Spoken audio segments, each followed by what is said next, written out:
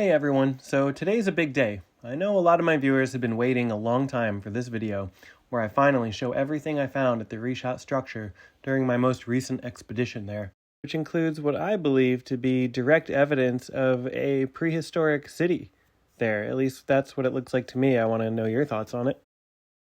A lot of you are probably wondering why it has taken me so long to release this video, and that's because for the last 3 years, I've been working on a book, and I needed to wait for the book to be finished and on Amazon before releasing any more videos. Not only is traveling around the world exploring humanity's ancient past expensive, I believe I've stumbled on something incredible, and I wanted to tie up all the loose ends with everything before releasing any more content. So, my book is finally finished, and it's available on Amazon now to purchase if you like my work and want to support me. I'm going to give it a quick plug, and then we're going to dive into the Richat Structure. For the past 3 years, I've been traveling the world, visiting museums and ancient sites in search of statues and figurines with their hands around their navel. Researchers like Graham Hancock and Jimmy Corsetti have remarked on how Urfa Man of Göbekli Tepe has his hands in the same position as the Moai of Easter Island and Pelindo the Entertainer of Sulawesi, Indonesia. Well, folks, you have no idea just how deep this rabbit hole goes. I've found them in Turkey, Kosovo, Bulgaria, Iraq, Iran, Israel, Palestine, Sardinia, Greece, Cyprus, Portugal, Mexico, Peru, Colombia, Easter Island, French Polynesia, India, China, Indonesia, England, France, Micronesia, and Northern Ireland. I've documented all my findings in my book, The Mystery of the Naval Idols, which you can get now on Amazon. In many cases, the idols emerge in the archaeological record at the same time people of a local region begin working with copper, and there is a mysterious commonality of V-neck garments and pegs noted on many of them. So if you're interested in learning about this symbol that pops up in the ancient art the world over, head over to Amazon and grab a copy of my book and help support my work. Okay, now let's get to the Richat Structure. On my last trip to the Richat Structure, I was mostly interested in confirming the existence of salt and trying to find shells of marine organisms. I did find salt. In fact, there's salt everywhere at the Richat Structure. I also found shells of marine organisms, often at the same location as the salt deposits. But I was not expecting to find what I found next. After befriending a nomad in the desert, and you do see these desert nomads living out there at the Richat, they generally are very friendly and will pour you tea endlessly. So after befriending a nomad out there, he wanted to show me a place he believed the ocean used to be. He led me over sand dunes and down into a valley, and yes, there was salt down there.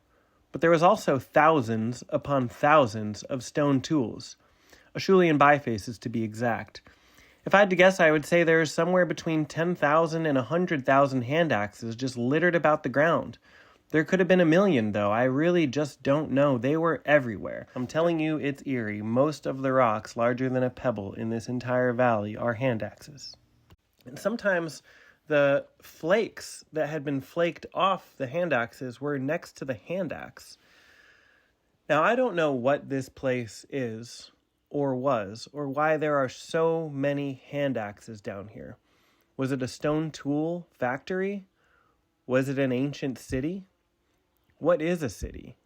How many people were here? Were they living here? Were they working here?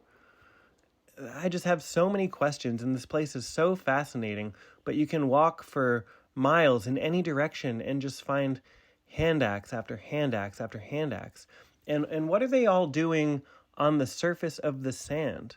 So what are we looking at here? I believe these are Acheulean bifaces, also known as Acheulean hand axes, one of the first standardized traditions of tool making, according to Encyclopedia Britannica, often associated with Homo erectus, but also sometimes early Homo sapiens, and they date from anywhere between 1.7 million years ago to 200,000 years ago.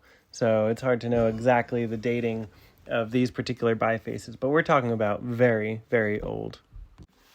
Now, I had known that these tools had been found here at the Richat Structure, but what I didn't know was that in a single valley, you could find thousands, maybe tens of thousands or hundreds of thousands. There could be 1 million of these tools down here. I really can't say just how many there are, but you could walk in any direction for an area of several square kilometers and just find them everywhere you look. And to me, that suggests, at least on the surface, a fairly dense population of Homo erectus, or early Homo sapien, living here. In other words, a prehistoric city, more or less. Not a city in the sense of, running water or structures or who knows what, but just in the most basic sense of a large population living in one place. That seems to be maybe what this is, what we're looking at. Why else would there be so many tools scattered about this particular valley? I mean, it's possible a fluvial event maybe deposited them. It's possible there was industry at work here. Could there have been a Homo erectus stone tool industry? I mean, the Acheulean tradition is referred to as an industry, but perhaps they were producing them industrially. I mean, I just have so many questions about this site, and it's so enigmatic. Just as an interesting side note, the first cities in human history are generally considered to be either Jericho or Çatalhöyük in Turkey, and we're talking about somewhere between 7, 8, 9,000 years BC. But, people don't tend to think of Homo erectus as ever living in permanent settlements. But what do you think? Does this suggest Homo erectus, or early Homo sapien, from 200,000 to maybe even 1 million years ago, living in something that resembles a permanent settlement? All we have left are these tools, but it was a war fought here? What are we looking at? What are your thoughts? So it's all very fascinating. Thanks for listening to me. Thanks for watching my channel. Don't forget to like and subscribe, and do check out my book. The link's in the description below if you want to support my work. This is all I found at the Richat Structure. There's salt, there's marine organisms. Maybe y'all can debate in the comments what types of marine organisms we found here. What do you think? Tell me what you think this valley is. Was it a stone tool factory? Why are the chips to some of these tools laying on the ground right next to the tool, like they made it in situ and then laid it down right where they made it, and then it stayed there for 500,000 years? Nothing about this makes any sense, so I'd love to hear your thoughts. Let me know in the comments. Well, after taking a few photos and videos, it was time to get gone, because this is a sensitive archaeological site.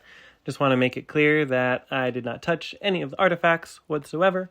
And yeah, that's all I've got for now. Thanks for watching. See you in the next video.